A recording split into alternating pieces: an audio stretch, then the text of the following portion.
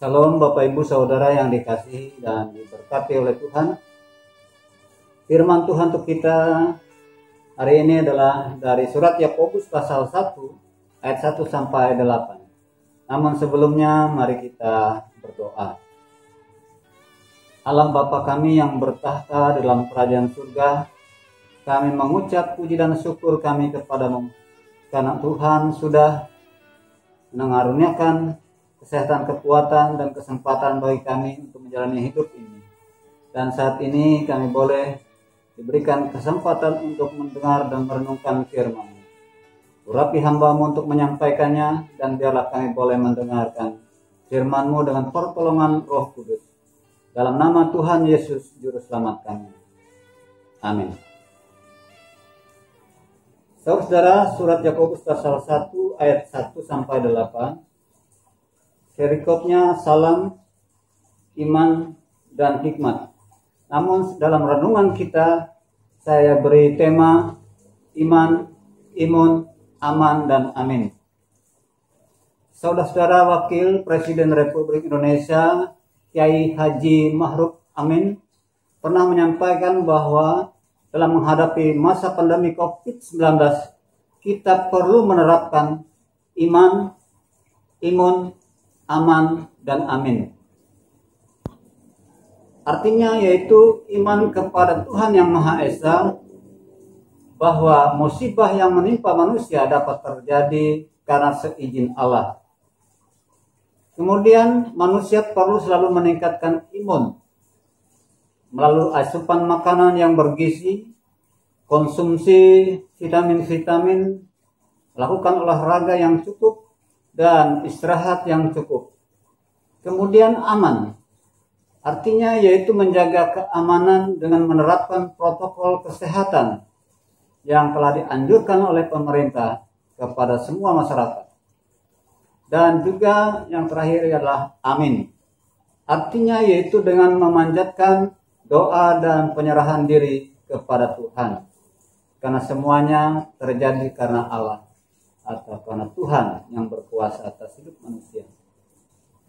Nah, saudara yang dikasihi Tuhan, Rasul Yakobus mendorong orang-orang beriman untuk melihat bahwa berbagai pencobaan dan penderitaan umat percaya adalah sebagai ujian iman, dan semua itu dapat terjadi atas kehendak dan seizin Allah.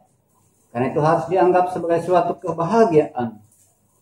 Karena jika orang percaya dapat melewati semua cobaan itu, ia semakin bertekun dalam iman dan menjadi semakin sempurna.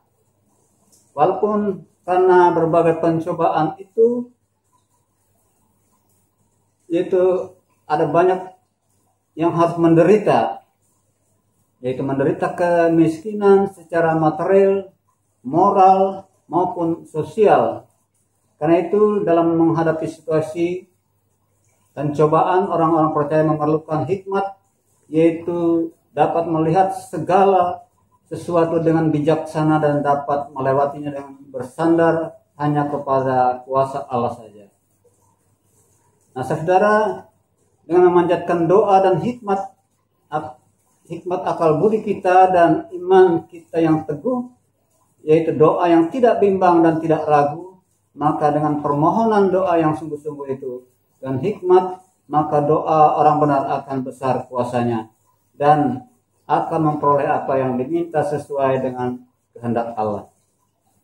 Saudara, demikian juga kita sebagai orang percaya di era milenial dan situasi pandemi sekarang sangat mempengaruhi kehidupan sosial kita, mempengaruhi material, moral kita, bahkan spiritual.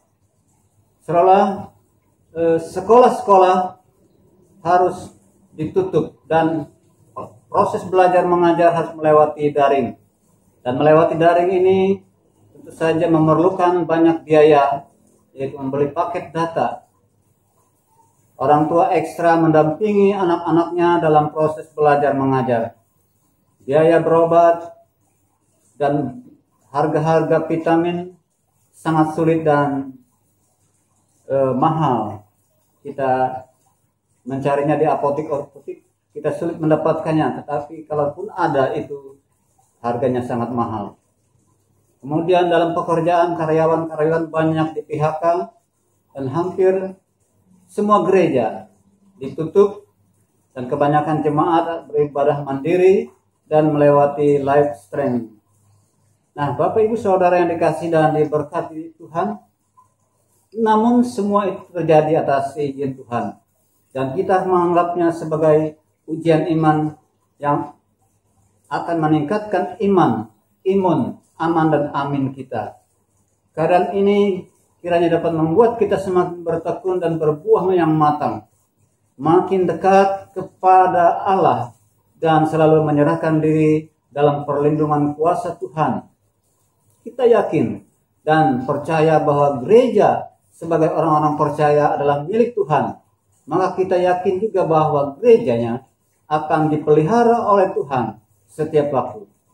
Dan kita pun sebagai orang-orang percaya tidak akan dibiarkan Tuhan. Kiranya kita senantiasa menjaga iman kita, imun kita, aman dan amin. Tuhan Yesus memberkati. Amin. Mari kita berdoa.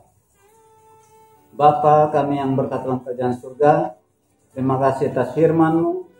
Biarlah firman-Mu tidak sia-sia, tapi menambah iman, imun, aman dan amin kami, agar kami semakin kuat dalam menghadapi segala cobaan dan penderitaan-penderitaan yang kami hadapi di tengah dunia ini.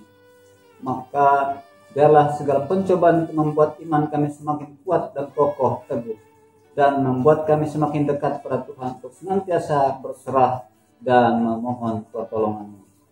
Engkaulah Tuhan dan Juru Selamat kami sekarang ini sampai selama-lamanya.